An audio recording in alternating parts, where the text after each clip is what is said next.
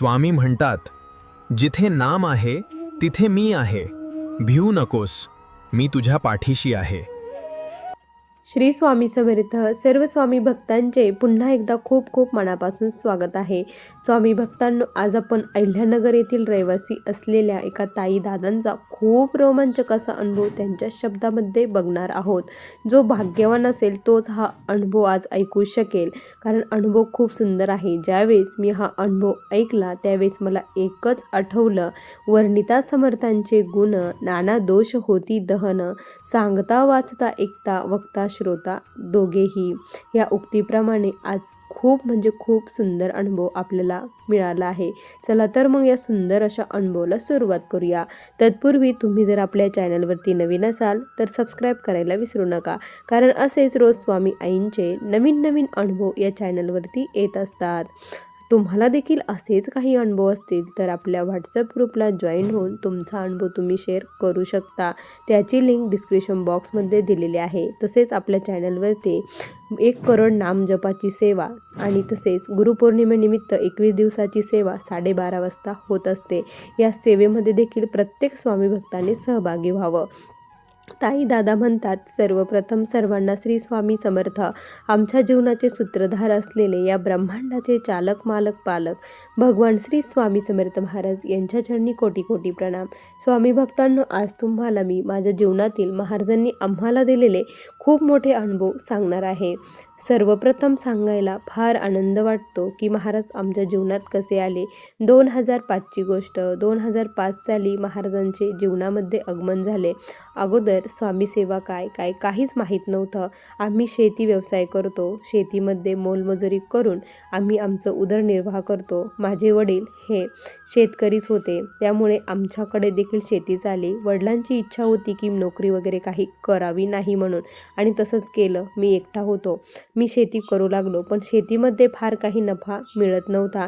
जेवढं केलं तेवढं त्यातच पुन्हा घालावं लागायचं, त्यामुळे जास्त काही होत नसायचं. आणि माझे जे काही चुलत भाऊ आहेत ते खूप मोठ्या जॉबला नोकरीला होते, त्यामुळं त्यांची प्रगती ही खूप फास्ट झाली आणि आमची प्रगती काहीच नाही. अक्षरशः आमचं घर जे आम्हाला सेपरेट केलं होतं तेव्हा जे खोल्या होत्या 2, त्याच खोल्या होत्या. त्यांचे खूप मोठे बंगले देखील झालेले होते. मग काय करावं मला काही कळत नव्हतं. खूप टेन्शन यायचं. रात्री झोप देखील येत नसायची. मला 2 मुलीही झाल्या, त्यामुळे खूप सर्वजण टेन्शन घ्यायचे की याचं नेमकी कसं होईल. वडिलांनाही माझीच काळजी पडून असायची. त्यामध्येच वडिलांना पॅरालिसिसचा अटॅक आला आणि जे काही पैसे होते ते पैसे सर्व त्यांच्या हॉस्पिटलला गेले. त्यामुळे माझ्यावरती कर्जाचा डोंगर देखील झाला. खूप कर्ज वाढलं, म्हणून मी शेती विकायचं ठरवलं. जी काही 1 एकर शेती आहे ती आपण विकूया, कर्ज नील करूया आणि काहीतरी व्यवसाय टाकूया असं आम्ही ठरवलं. आणि वडिलांनी देखील होकार दिला, कारण दुसरा मार्गच नव्हता. कर्ज खूप झालेलं होतं. मग 1 एकर शेती विकली. त्यानंतर जे काही पैसे आले त्यामध्ये एका ठिकाणी गावामध्ये जागा घेतली आणि तिथे काहीतरी व्यवसाय सुरू करूया. बाकीच्यांचे पैसे देऊन टाकले. पण व्यवसाय करायचा तर कुठला करायचा, तर मी कलेक्शन करायचं ठरवलं. दूध डेअरी टाकून त्याचं कलेक्शन आपण करूया असं ठरवलं. आणि मग मी दूध डेअरी टाकली.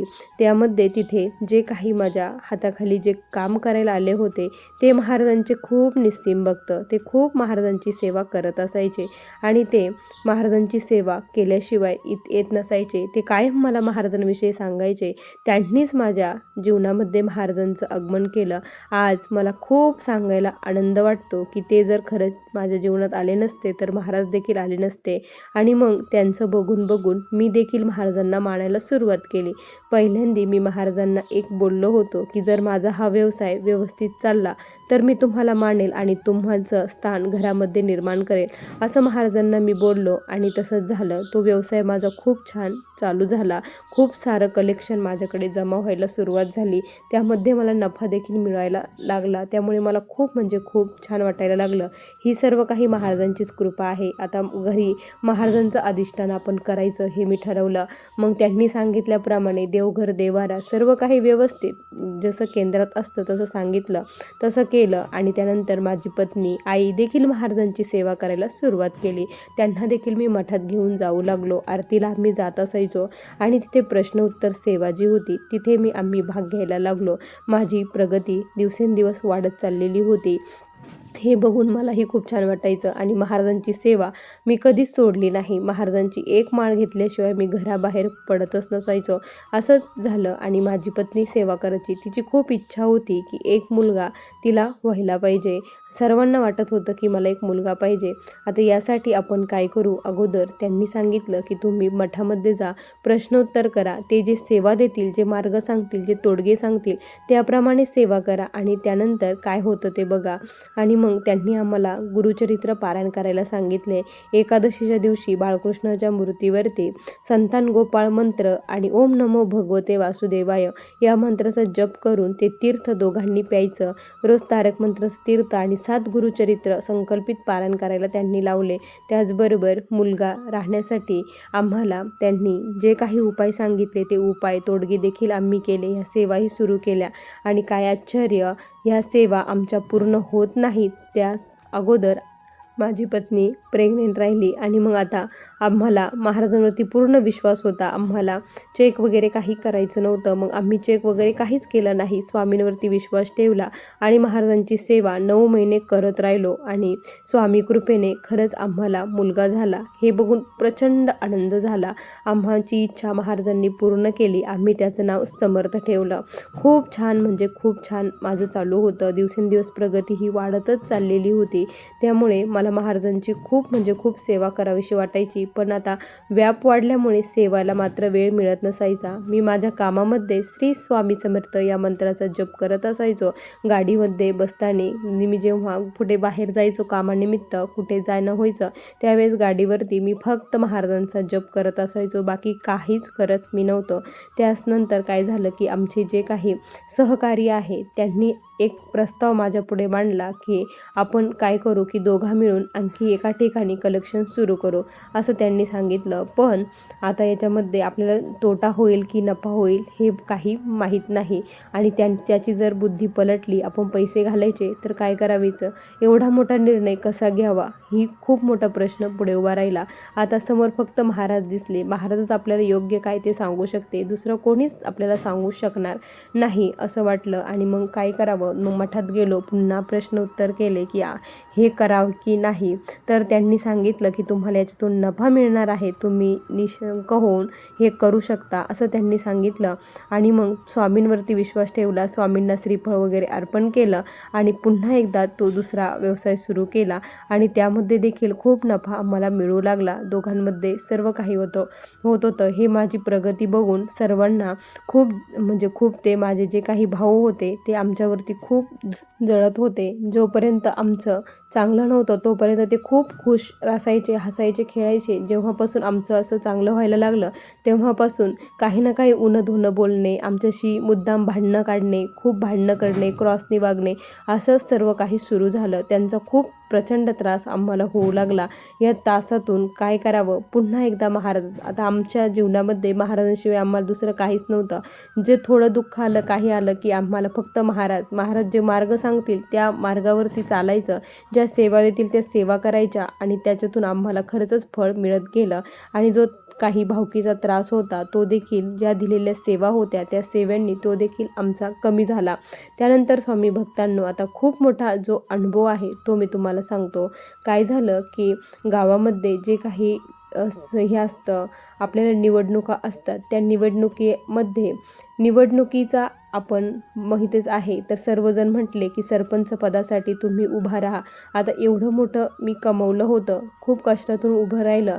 तुम्हाला माहीतच आहे की याच्यामध्ये खूप सारं पैसे देखील जावे लागतात आणि जर झालं तर ठीक आहे, नाही झालं तर काय, पुन्हा तोच प्रश्न. आणि सर्वांनी सांगितलं की नाही काही हो, तुम्ही सरपंच पदासाठी उभाच राहायचं असं सर्वांचा हट्ट होता. घरचे देखील म्हटले ठीक आहे, पण मी महाराजांना विचारल्याशिवाय पुढचं पाऊल कधीच उचलत शकत नव्हतो. आता महाराजांना विचारायचं होतं. महाराज जर हो म्हटले तर मी पुढचं पाऊल उचलणार होतो, फॉर्म भरणार होतो. तसंच आम्ही मग जिथे सुरुवातीला प्रश्नोत्तर करत होतो त्याच ठिकाणी पुन्हा एकदा गेलो आणि त्यांना विचारलं की नेमकी काय करावं. तर त्यांनी सांगितलं की तुमचा विजय नक्की होईल, तुम्ही बिनधास्त उभे राहा. असं सांगितल्यानंतर मला थोडा धीर आला. मग मी फॉर्म भरला. त्यानंतर पण त्यावर्षी गावामध्ये खूप म्हणजे खूप विरोध पक्षाने देखील खूप पैसे वाटले आणि सर्व खूप असं मतदान कुठेच झालं नसेल एवढं मतदान त्यावेळेस झालं. सर्व काही बाजूनी सर्व ठिकाणी हे चालू होतं. काय होईल काय नाही हा प्रश्न पडलेला होता.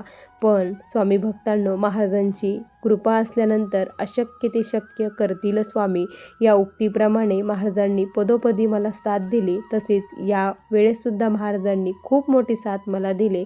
आमच्या ह्याच्यातील सर्वजण निवडून आले. माझं बहुमताने माझी निवड झाली. त्यामुळे सर्वांना खूप आनंद झाला आणि माझ्या डोळ्यामध्ये फक्त अश्रू होते की महाराजांनी मी कुठे होतो आणि मला कुठे आणून ठेवलं. फक्त स्वामींच्या नामस्मरणाने, स्वामींच्या कृपेमुळे, स्वामींच्या सेवेमुळे इथपर्यंत आलो. महाराज ज्याचा हात धरतात त्याला कधीच एकटं सोडत नाही.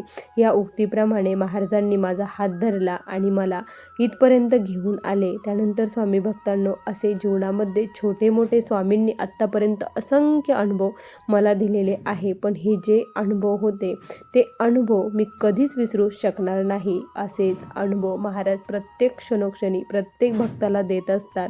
हे माझे आलेले अनुभव होते. सर्वांना श्री स्वामी समर्थ. बघा स्वामी भक्तांनो, किती सुंदर अनुभव आहे दादांचे. तुम्हाला हे अनुभव कसे वाटले नक्की कमेंटमध्ये कळवा. पुन्हा भेटूया अशाच सुंदर अनुभवासोबत. तोपर्यंत सर्व स्वामी भक्तांना श्री स्वामी समर्थ. जय जय स्वामी समर्थ. श्री गुरुदेव दत्त.